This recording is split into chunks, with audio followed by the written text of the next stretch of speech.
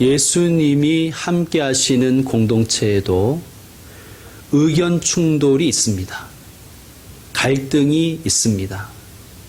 의아하시겠죠? 아니 목사님, 예수님이 함께 하시면 의견 일치, 메뉴 통일, 일사불란 아닙니까? 이렇게 질문할 수가 있겠죠. 그렇지 않습니다. 오늘 본문에도 예수님과 제자들 사이에 의견이 불일치하는 장면을 우리가 목격하게 됩니다.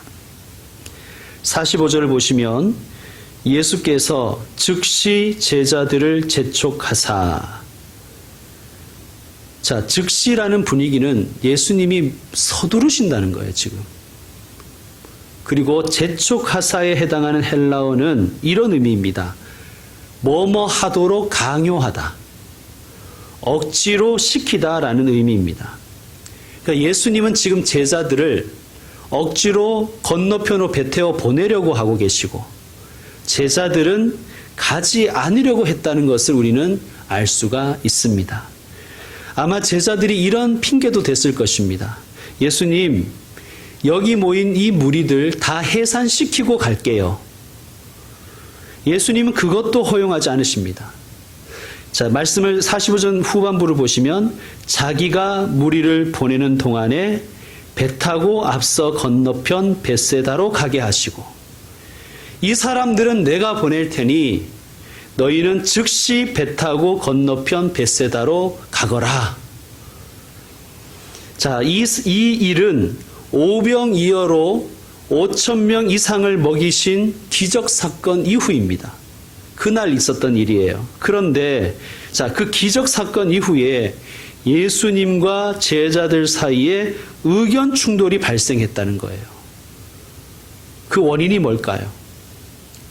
본문에는 언급되어 있지 않지만 병행 본문인 요한복음 6장에서는 단서를 제공하고 있어요. 기적을 경험한 후에 사람들 사이에는 이런 여론이 형성되었습니다. 이분이 세상에 오실 그 선지자, 바로 그 메시아이시다. 그리고 우리가 이분을 왕으로 옹립하자. 이런 여론과 분위기가 형성되었습니다. 우리 한번 찾아서 읽어볼까요?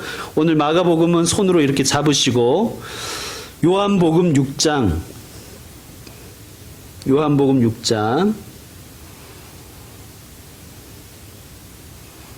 13절에서 15절입니다. 자, 한번 찾아보십시오. 요한복음 6장 찾으셨습니까? 요한복음 6장의 13절에서 15절입니다. 여러분 같이 읽도록 하겠습니다. 시작. 이에 거두니 보리떡 5개로 먹고 남은 조각이 12바구니에 찼더라. 그 사람들이 예수께서 행하신 이 표적을 보고 말하되 이는 참으로 세상에 오실 그 선지자라 하더라. 그러므로 예수께서 그들이 와서 자기를 억지로 붙들어 임금으로 삼으려는 줄 아시고 다시 혼자 산으로 떠나 가시니라. 아멘. 지금 사람들이 예수님을 억지로 붙들어서 왕으로 삼으려고 합니다. 자, 이때 누가 제일 들떴을까요? 이 여론에 제자들이, 그렇죠. 제자들이 가장 흥분이 된 거예요. 어쩌면 역으로 우리는 이 내용에서는 다 알 수는 없지만 제자들이 무리를 부추겼을 수도 있습니다. 이런 사람도 없습니다. 예수님이 싫다고 하셔도 우리가 책임질 테니 예수님을 왕으로 모셔야 됩니다. 우리 선생님이 쑥기가 없어서 표현을 못하시니 우리가 복심이 아닙니까? 우리가 알아서 해드려야 됩니다.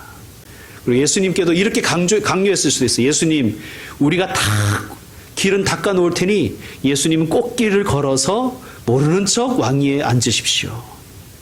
그리고 나중에 좋은 자리 가셨을 때 우리를 기억하셔야 됩니다. 아마 이렇게 제자들이 부추겨 갔을 수도 있습니다. 억지로.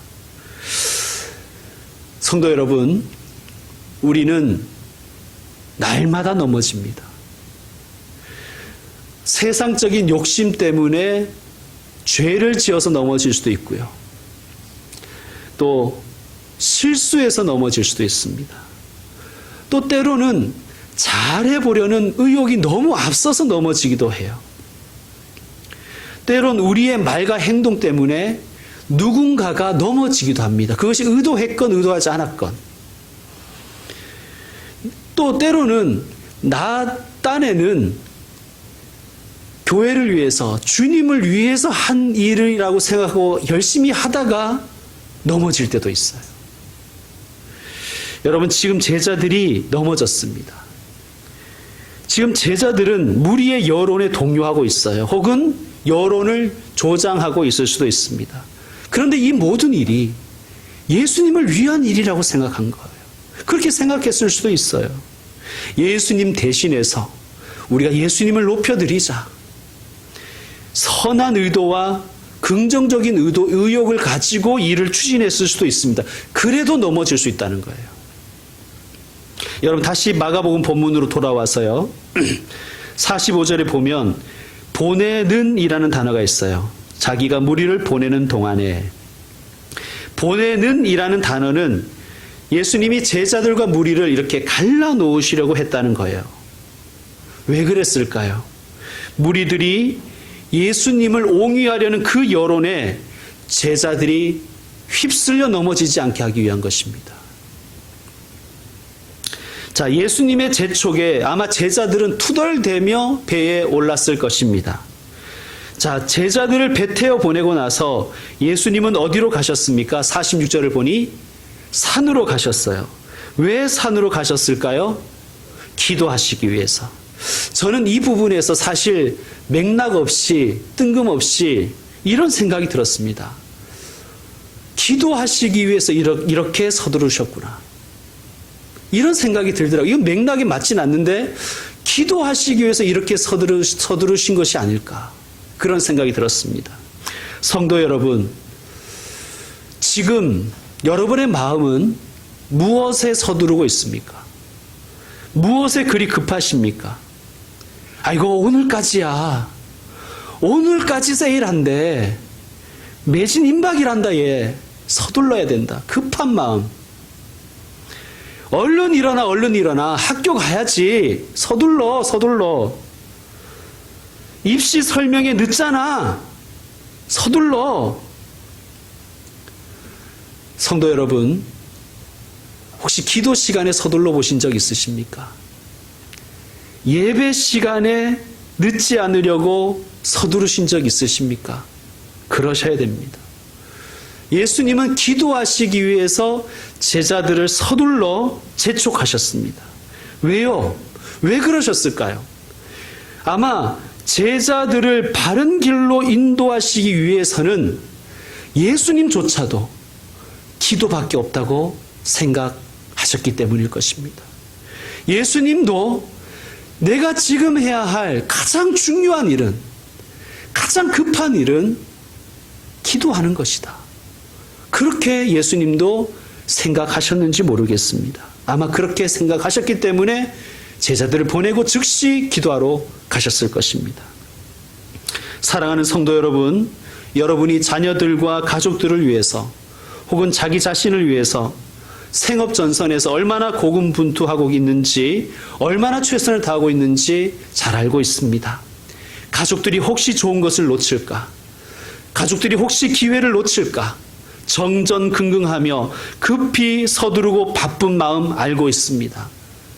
그런데 기도에는 어떻습니까? 기도가 가장 중요하다는 거 우리가 알고 있지 않습니까? 여러분, 기도에 서두르시길 바랍니다. 여러분, 그 무엇보다도 예배가 얼마나 중요한지, 우리 영혼의 양식인 이 예배가 얼마나 중요한지 우리가 알고 있지 않습니까? 그러면 예배에도 급한 마음을 가지시길 바랍니다. 자, 예수님은 무엇을 기도하셨을까요? 급하게 산으로 가셔서 무엇을 기도하셨을까요? 예상컨대 첫 번째로 예수님 자신을 위해 기도하셨을 것입니다. 아버지, 기적을 체험한 사람들이 저를 왕으로 삼으려고 합니다. 주님, 제가 흔들리지 않게 해주십시오. 저의 정체성과 제게 주신 사명을 잃어버리지 않게 해주십시오. 저를 붙들어 주십시오. 그렇게 기도했을 것입니다. 왜냐하면 예수님도 완전한 사람이셨기 때문에 왜 여론에 동요되지 않겠습니까? 그 마음이. 어쩌면 흔들리는 자신을 위해서 기도하셨을 것입니다. 두 번째로 예수님은 아마 제자들을 위해서 기도했겠죠.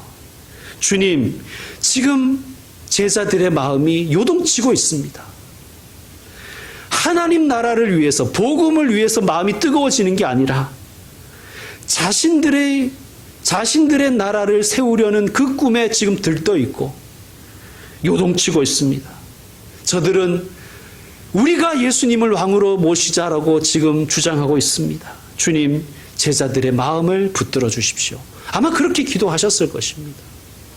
세 번째로 또한 무리들을 위해서 기도하셨을 것입니다. 하나님, 사람들의 눈을 열어 주십시오. 자신들이 누구인지를 알게 해 주십시오.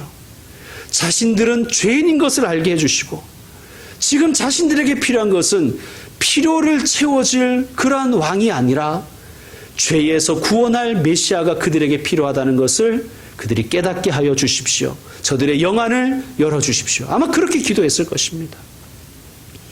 여러분, 성도 여러분, 여러분은 무엇을 기도하십니까? 식사 기도 말고요. 식사 기도는 좀 빼고 얘기합시다. 식사 기도 말고 무엇을 기도하십니까? 기도는 하고 계시는지 모르겠습니다. 여러분, 기도하지 않고 살아가는 그 자신감은 도대체 어디에서 우리가 나오는 것일까요? 여러분, 다시 말씀드립니다. 예수님도 기도하셨어요. 예수님도 간절하게. 아니, 성자 예수님도 기도하시는데 연약한 우리, 날마다 넘어진 우리가 할 일이 기도 외에 뭐가 있겠습니까? 여러분, 기도를 사모하고 기도 시간에 서두를 수 있는 분들 되시기를 축원합니다. 자, 마가복음 6장 47절, 48절 여러분이 한번 읽어주세요. 47, 48 시작.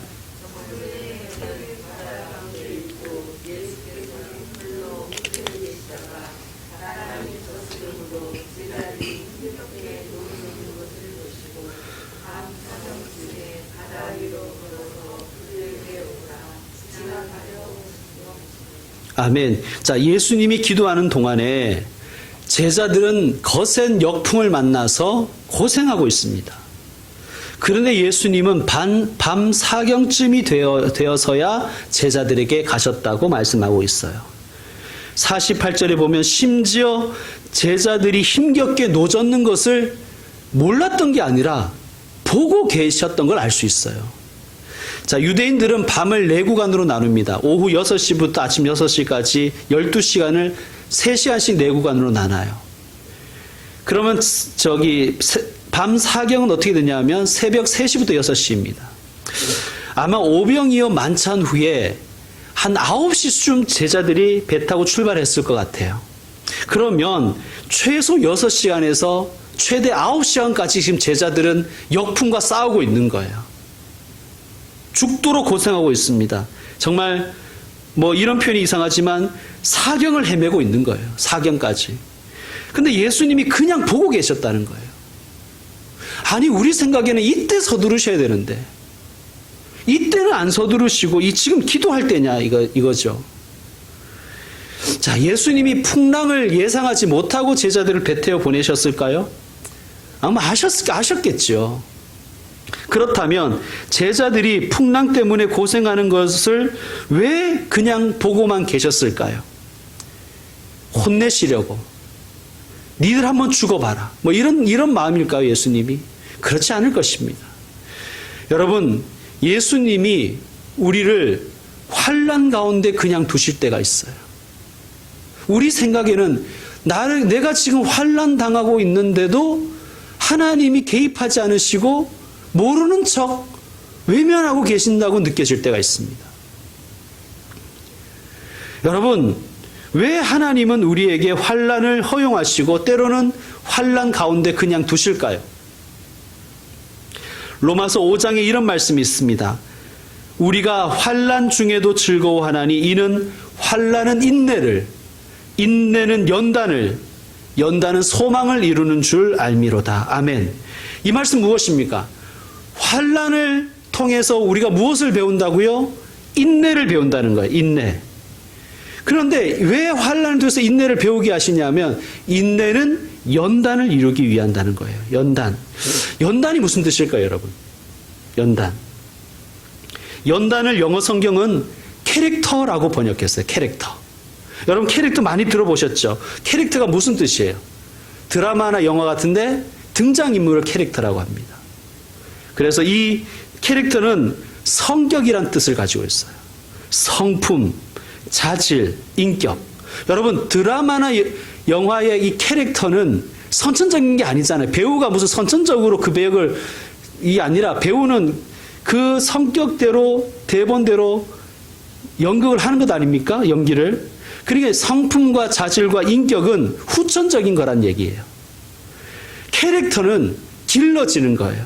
자, 언제 인격이 길러지는가? 환난 가운데서 인내할 때 인격이 형성된다는 거예요.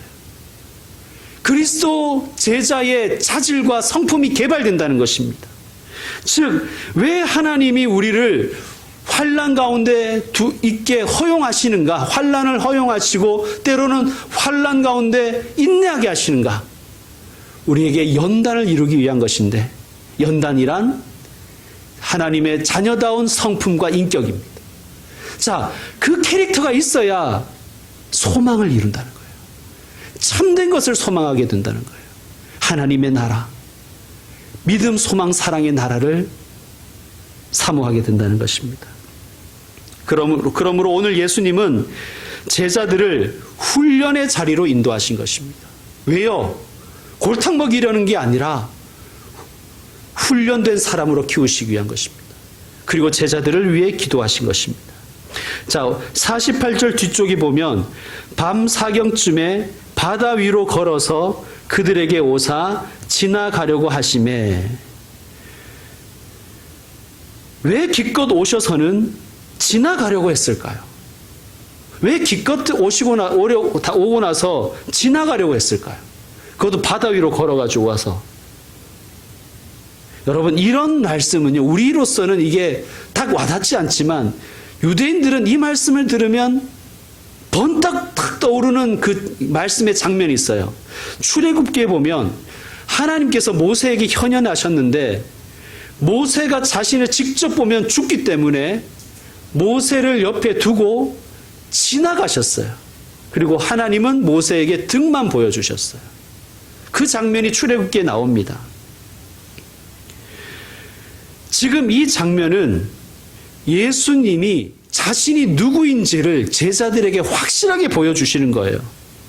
예수님은 왕이 되실 분이 아니라 예수님은 왕이시라는 거예요. 왕.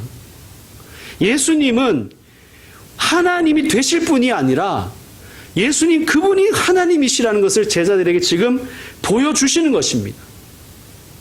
주님은 완전하세요. 우리가 완전하게 해드려야 될 분이 아니라 주님은 완전하십니다. 우리가 그 찬양을 부릅니다. 왕이신 나의 하나님, 내가 주를 높이고 영원히 주의 이름을 송축하리이다. 그러니까 왕이신 하나님으로 만들어 드려야 되는 게 아니라 우리가 할 일은 왕을 왕으로 대접하고 왕을 찬양하는 일밖에 없다는 거예요. 자, 50절. 그들이 다 예수를 보고 놀람이라. 이에 예수께서 곧 그들에게 말씀하여 이르시되 안심하라, 내니 두려워하지 말라 하시고. 아멘. 자, 여기서 안심하라 하고 나서 내니 이렇게 말씀하세요. 나다 이거예요. 나다. I am 이렇게 말씀하셨어요.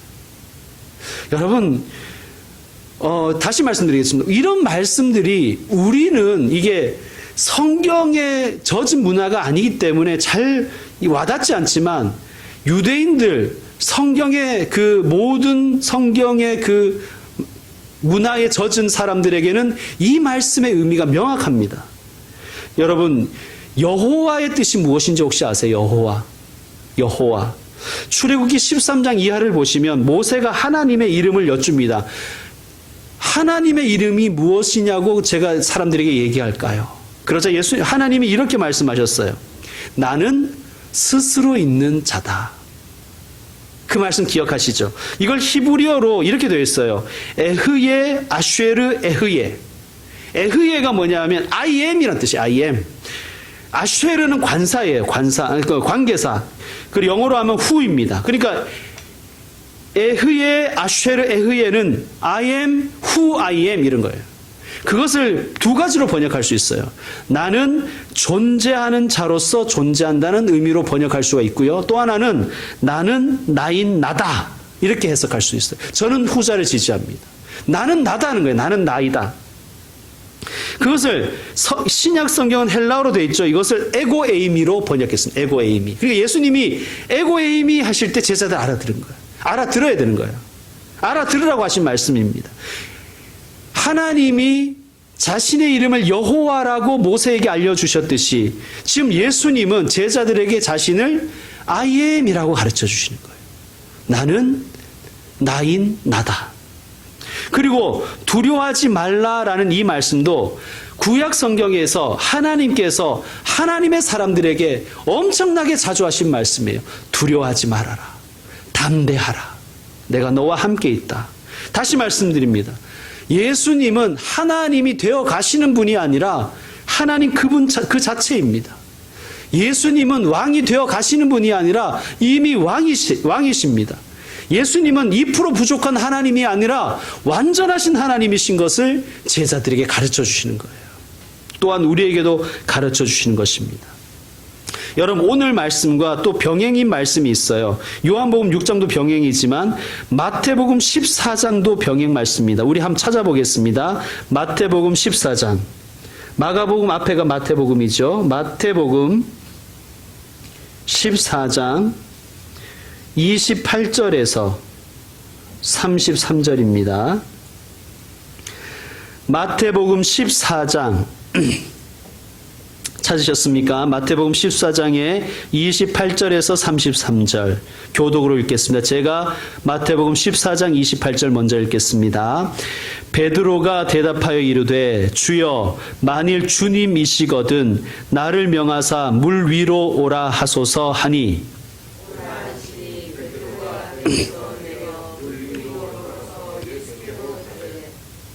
바람을 보고 무서워 빠져가는지라 소리 질러 이르되 주여 나를 구원하소서 하니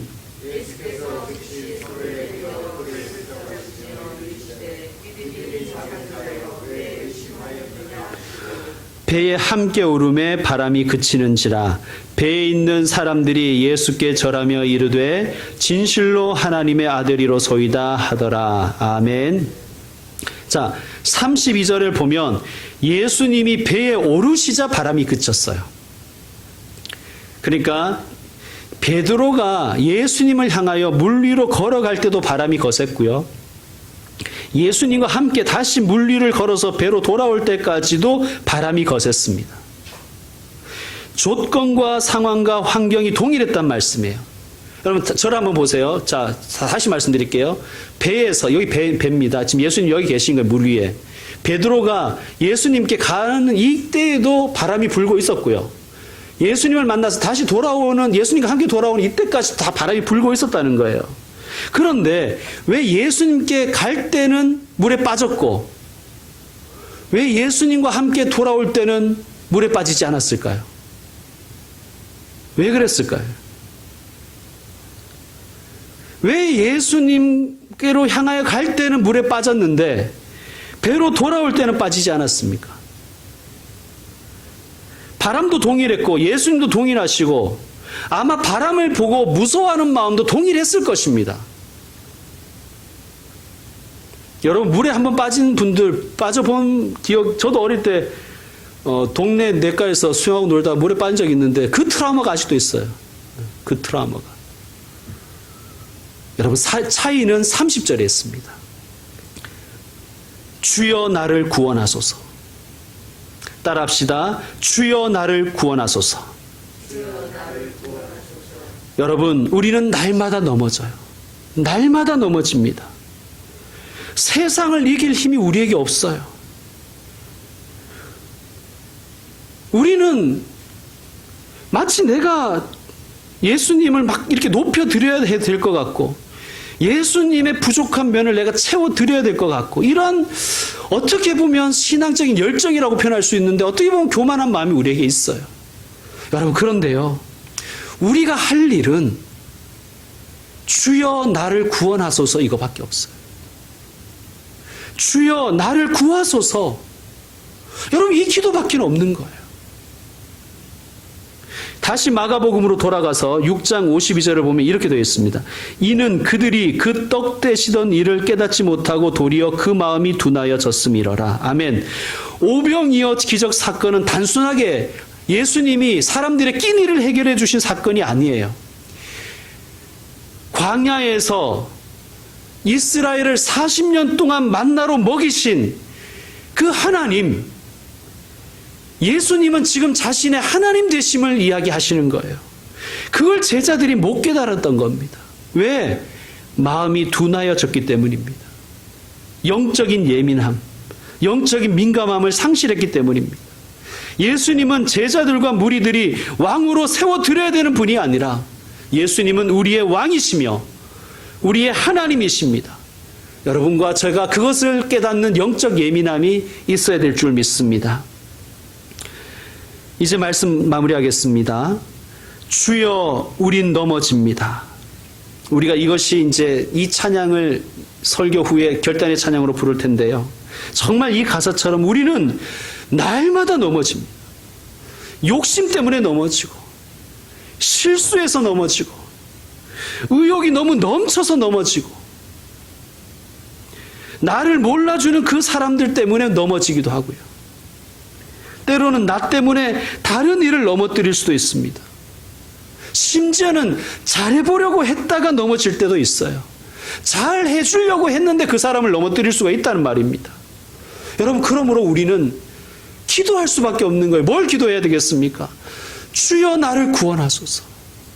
주여 나를 구하소서. 주여 나를 도와주소서. 우리 한번 따라합시다. 주여 나를 구원하소서. 여러분, 이번 한 주간 동안 이 기도를 하십시오. 숨쉬듯이 주여 나를 도우소서. 주여 나를 구하소서.